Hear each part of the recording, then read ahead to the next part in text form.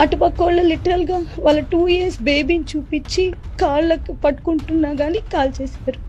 మా హస్బెండ్ నాకు ఏం చెప్పారంటే, మన ఇద్దరం ఇట్లా పడుకుందాము, నువ్వు తలెత్తద్దు అన్నాడు. మేమిద్దరం చేతులు హోల్డ్ చేసుకొని పడుకొనే ఉన్నాం.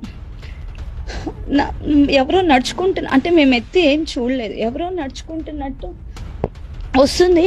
టక్కని బ్లాస్ట్ సౌండ్ వినిపించింది, ఒక షాట్ వినిపించింది. బట్ నేనైతే మాది కాదనుకొని ఇట్లే ఉన్నాను. మేమిద్దరం ఇట్లే చేతులు పట్టుకొని సడన్గా నాకు డ్రెస్ అంతా వెట్ అయిపోయింది.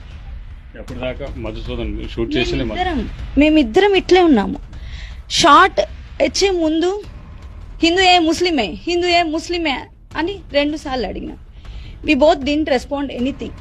Then immediately I heard the shot. ఆ షాట్ వినిపిస్తే ఆ షాట్ నిజంగా నేను మా హస్బెండ్ అనుకోలేదు. బట్ నా బాడీ అంత వెట్ అయిపోయింది. నేను లేచి చూడగానే his face is full of blood. అప్పుడు నేను వెంటనే పరిగెత్తుకుంటా బయటకు వచ్చినాను. అంటే నాకు తెలుసు నేను రన్ చేస్తే కూడా నన్ను కాల్ చేస్తారని.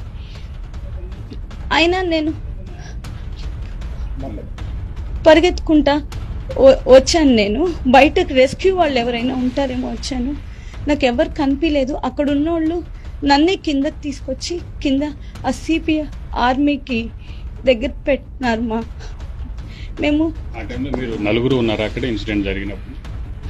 మేము నలుగురు ఉన్నాము. బట్ నా పిల్లలు ముందు పరిగెత్తేస్తున్నారు. నేను మా హస్బెండ్ మాత్రం చేయి పట్టుకొని ఉన్నాము. ఆ తర్వాత ఆ సిపిఆర్ వాళ్ళు టేక్ కేర్ అంతా చేశారు మమ్మల్ని. ఒకటే షాట్ మీరు గమనించిందా? ఖచ్చితంగా ఒకే షాట్ అండి. I don't know why the false rumours are coming that 46 bullets. Really that's not at all true. ఏం చెప్పాడు వాళ్ళు ఏం కనికరించలేదా? మీరు అందరూ కూడా మమ్మల్ని వదిలేండి అని చెప్పని అడిగితే? నా పక్కన ఆమె నన్ను కూడా కాల్ చేయమంటే మోడీకో బోలు అంటా ఉన్నారు. ఇంకొక అతను లిటరల్గా కాళ్ళు పట్టుకున్నాడు. కాళ్ళు పట్టుకుంటే చచ్చిపోయిన అతన్ని మళ్ళీ ఇంకోసారి షూట్ చేసినారు. మళ్ళా అది ఎట్లా అండి?